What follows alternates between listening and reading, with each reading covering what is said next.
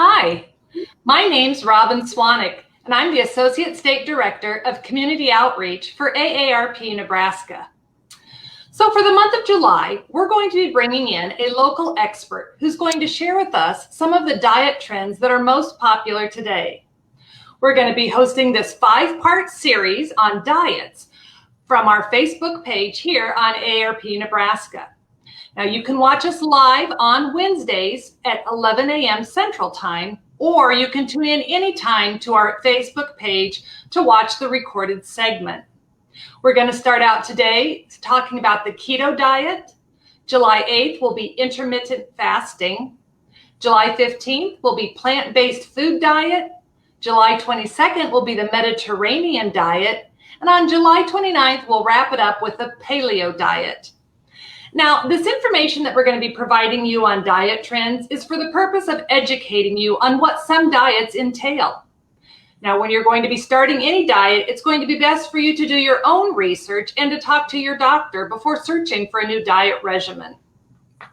So if you're watching this segment live, please post a comment or question, and our speaker will be able to answer them during the presentation or afterwards in the comment section. If you've enjoyed today's session, please like this post or even share it on your page to let others know what you've learned. So now let's meet our local expert. We have Jenny Donovan, who is a UNL graduate and a registered dietitian for 20 years, where she now serves as a dietitian for the Hy-Vee grocery store. Jenny, I want to thank you for joining us for the month of July to share your wisdom and knowledge about our current popular diet trends. We'll let you take it away explaining the keto diet, and then afterwards, we would like for you to be able to answer some questions that we received from our audience, and then anything else that comes in live during this session. So Jenny, take it away. Yeah, well, thank you, Robin and AARP, for inviting me to be with you guys for the month of July. So every Wednesday at 11 o'clock, we'll be here live with a current diet trend. I'll talk about 10 minutes on that trend. You guys can ask me questions. And you know what? They don't have to be about this specific topic. They can be about anything you've ever wanted to ask a registered dietitian. So keep the thoughts and questions coming during today's session. So like Robin said, today we'll be talking about the keto diet. And just to give you a brief overview of the history of the keto diet, it really has its history before pharmaceuticals were invented or developed to treat the conditions of epilepsy and diabetes. So it was a treatment protocol for managing those two health conditions. Now I'm going to switch over to sharing some slides that I developed just to keep us on track. So let me just switch over.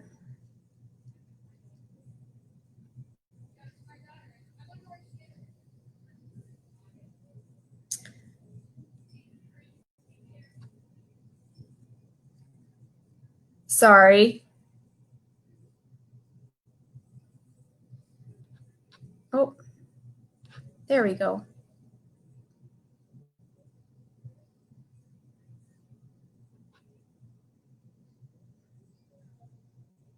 Sorry, I'm new to using sharing when I'm in Facebook Live. So just bear with me for just about 20 more seconds. And if I can't get out, I'll just move on.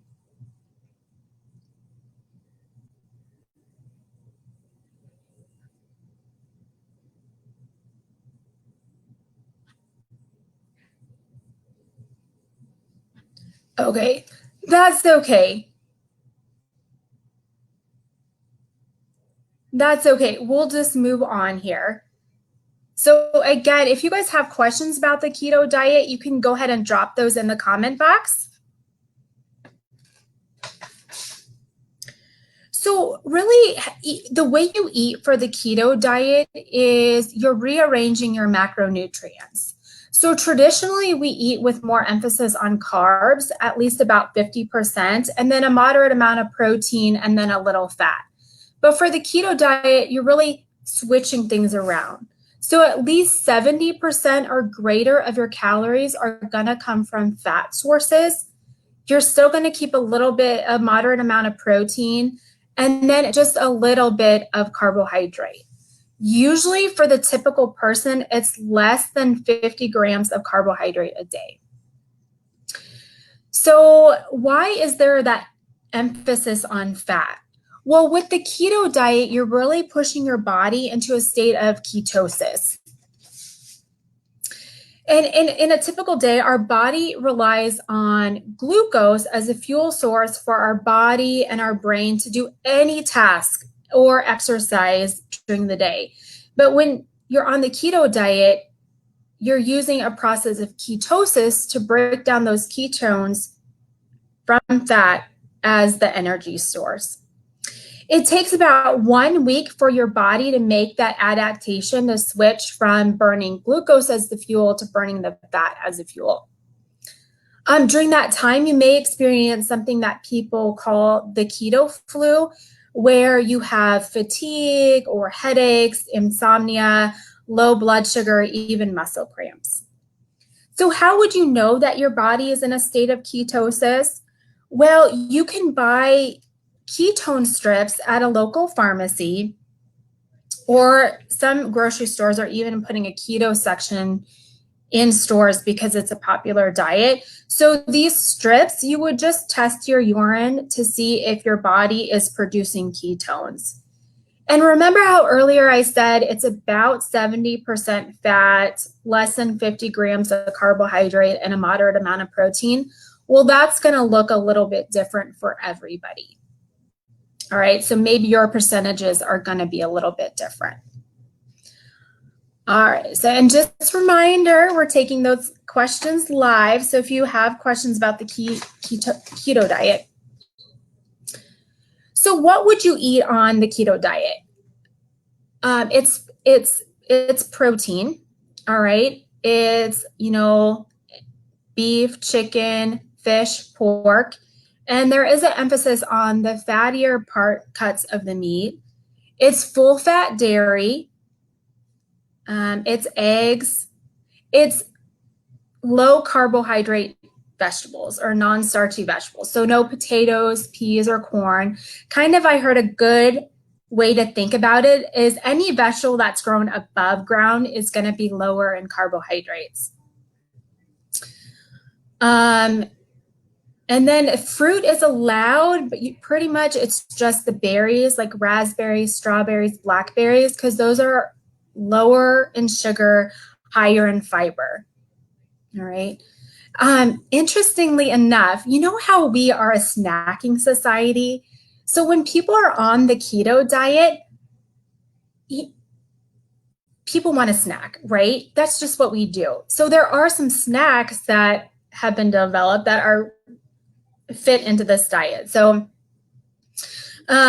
these are like some cheese crisp. All right. Remember, there's an emphasis on cheese and fat. Also, unsaturated fats are good. The healthy fats, so like nuts, seeds, oils, avocado, the fattier fish, those are the healthy fats that you also want to make sure that you're including in this diet. Other snacking tips, nuts. I like these under-calorie packed snacks because they're already pre-portioned. Bars.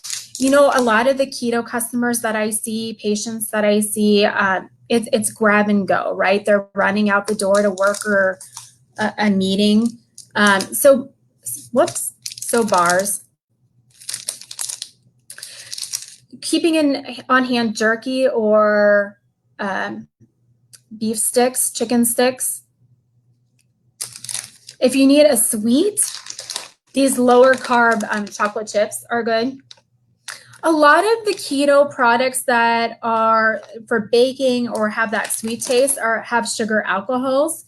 Most sugar alcohols are allowed on the keto diet. They won't induce that glycemic response. I think maltose is the only one that maybe you want to stay away from when you're looking at food products. All right, so let's just keep going about the keto diet. And I like how Robin, in her introduction, she said before you start a diet, you always want to do your own research. And I would always encourage you to also check with your healthcare provider, especially on the keto diet, because it's so low carb. It's not right for everyone. So a doctor is going to know your medical history, your health history. Keto is not appropriate for anyone who has chronic kidney disease, diabetes, especially diabetes with insulin. If you have a history of making kidney stones, again, it's not ideal diet for you. A lot of the research out there right now on the keto diet is not long-term. And when patients are coming to me wanting to be on the keto diet, usually I flesh out a few things. Is keto doing less than 50 grams of carbs really their intention, or do they just want to do maybe a modified keto diet?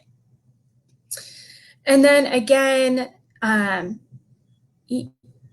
it's good just to get your weight loss started if that's your intention to go on the keto diet, because none of the studies out there have been long term. So some of the pros of the keto diet is that it's good for weight loss. When you're on it, it does seem to regulate your blood glucose level. It also can drop those triglyceride levels if that's a high number in your cholesterol profile. I'm sorry, those were pros of the diet. Some cons of the diet would be, again, it's not for everybody, not long-term. Studies have been done on it. It's really a hard diet to stick to long-term. And that's what I see too, especially with the people who are coming to me. You're motivated at first, but then it's just such a hard diet to stick to. It's also very limiting in nutrients. So we are promoting those vegetables. And that's what I see people doing keto wrong. They're emphasizing too much on the snacks and the protein and not enough incorporation of those vegetables. So let's see if we have any questions. Robin, do you have any questions on your end? Yeah, I do have a few that have come in on mine. So how long do you think it takes before you start seeing results?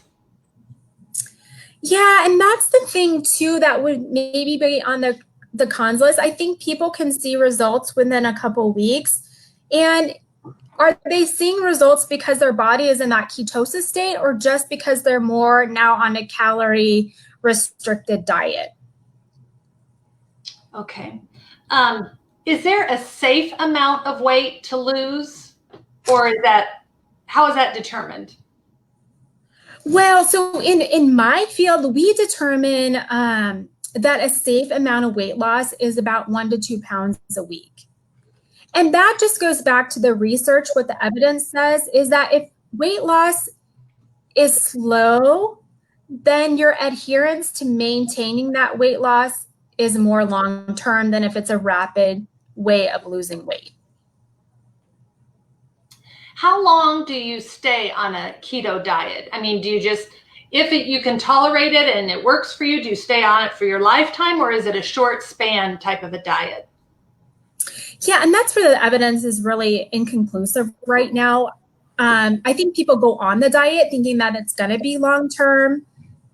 I think, again, we're just seeing there's some success, even if you're on the diet for, about 4 to 6 weeks. And then maybe after that, incorporating some of those healthy carbohydrates, those complex carbohydrates slowly back into your diet. Okay. Is it okay to mix diets? Meaning, can I do the keto diet, but at the same time do intermittent fasting?